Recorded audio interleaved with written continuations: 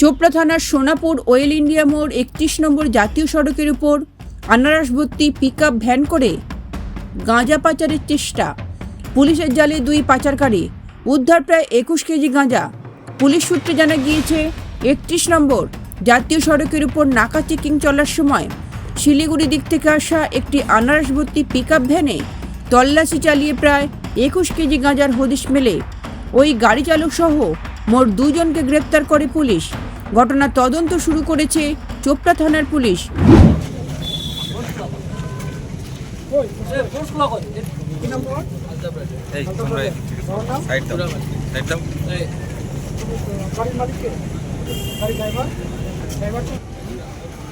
উপরে আছে আর ধারের মধ্যে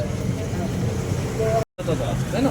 উনি আমাদেরকে খবর দিল, ঠিক আছে? খবর দিয়ে আমরা আসলাম। আমি হচ্ছে আইসি এটা হচ্ছে ওয়েল ইন্ডিয়া মোড় নাকা পয়েন্ট সোনাপুর, এটা চোপড়া থানা অন্তর্গত পড়ে। যেহেতু তুমি বললে তোমার বলার অনুযায়ী আমি ব্যুরো রিপোর্ট, লটারি সংবাদ।